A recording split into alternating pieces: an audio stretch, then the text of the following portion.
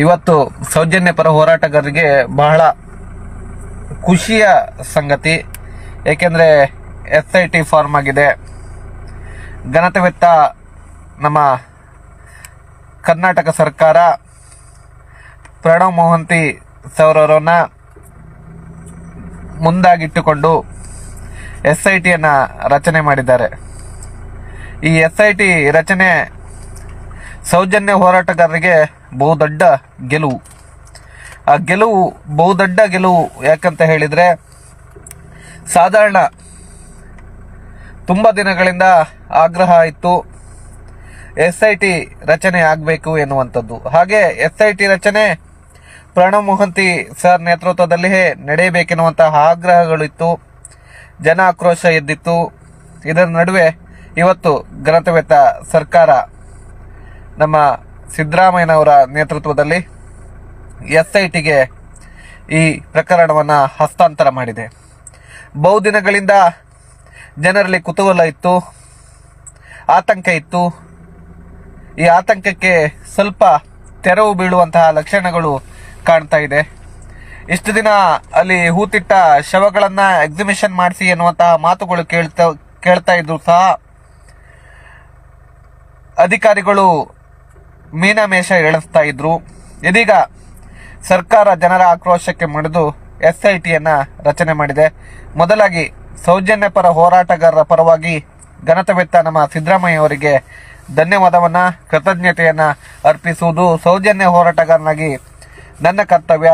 ಆದ್ದರಿಂದ ಸಿದ್ದರಾಮಯ್ಯ ಅವರೇ, ನಿಮಗೊಂದು ದೊಡ್ಡ ಸಲ್ಯೂಟನ್ನು ಕೊಡ್ತಾ ಇದ್ದೇನೆ. ಯಾಕೆಂದರೆ ಜನರ ನಾಡಿಮಿಡಿತವನ್ನು ಅರ್ಥ ಮಾಡಿಕೊಂಡು ಕೂಲಂಕಷವಾಗಿ ನಿಮ್ಮ ನಿರ್ಧಾರವನ್ನು ತೆಗೆದುಕೊಂಡಿದ್ದೀರಿ. ಮುಂದಿನ ಹಂತಗಳಲ್ಲಿ SIT ತನಿಖೆ ಮಾಡ್ತದೆ, ಜನರ ಮುಂದೆ ಸತ್ಯತೆಗಳನ್ನು ತೆರೆದಿಡ್ತದೆ ಎನ್ನುವಂತಹ ನಂಬಿಕೆ ನಮ್ಮಲ್ಲಿದೆ. ಹಾಗೆ ಅದೇ ರೀತಿ ಈ ವಿಷಯದಲ್ಲಿ ಸೌಜನ್ಯ ಪರ ಹೋರಾಟದಲ್ಲಿ ಧರ್ಮಸ್ಥಳದಲ್ಲಿ ನಡೆಯುತ್ತಿರುವಂತಹ ಅಕ್ರಮದ ವಿಷಯಗಳಲ್ಲಿ ನಮ್ಮ ಮಹೇಶ್ ಶೆಟ್ಟಿ ತಿಮ್ರೋಡಿಯವರ ಗಟ್ಟಿ ನಿಲುವು ಎಂಟನೆಯ ಬಂಟ ಅಂತ ಹೇಳ್ಬೋದು. ಇಡೀ ಭಾರತದಲ್ಲಿ ಇಷ್ಟು ಹೋರಾಟವನ್ನು ಸಂಘಟಿಸಿ ಒಂದು ಹೋರಾಟದ ಕಿಚ್ಚನ್ನು ಇಡೀ ರಾಷ್ಟ್ರಕ್ಕೆ ಹಬ್ಬಿದಂತಹ ನ್ಯಾಯಪರ ಹೋರಾಟಗಾರ ಅಂದರೆ ಮಹೇಶ್ ಶೆಟ್ಟಿ ತಿಮ್ರೋಡಿ ಅವರು. ಇವರಿಗೆ ಮೊದಲಾಗಿ ನಾವು ಅಭಿನಂದನೆ ಮತ್ತು ಕೃತಜ್ಞತೆಯನ್ನು ಅರ್ಪಿಸ್ತೇವೆ. ಅಂದರೆ ನಾಗರಿಕರ ಪರವಾಗಿ, ಸಜ್ಜನ ನಾಗರಿಕರ ಪರವಾಗಿ, ನ್ಯಾಯಪರ ಹೋರಾಟಗಾರರ ಪರವಾಗಿ ಇವರಿಗೊಂದು ದೊಡ್ಡ ಸಲಾಮನ್ನು ನಾವು ಅರ್ಪಿಸಲೇಬೇಕು.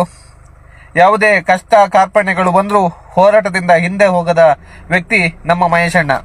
ಹಾಗೆ ಮಹೇಶಣ್ಣನ ಜೊತೆ ಹೋರಾಟದಲ್ಲಿ ಸೇರ್ಕೊಂಡಂತಹ ಗಿರೀಶ್ ಮಟ್ಟಣ್ಣವ್ರ ಸರ್ ಇರ್ಬೋದು, ಪ್ರಸನ್ನ ರವಿ ಸರ್ ಇರ್ಬೋದು, ಹಾಗೆ ನಮ್ಮ ತಮ್ಮಣ್ಣ ಶೆಟ್ಟರ್ ಇರ್ಬೋದು, ಮೇಲಾಗಿ ಜಯಂತ್ ಟಿ ಇರ್ಬೋದು, ಹಾಗೆ ಹಲವು ಹೋರಾಟಗಾರರ ಗುಂಪೆ ಈ ಒಂದು ಹೋರಾಟದಲ್ಲಿ ಭಾಗವಹಿಸಿತ್ತು.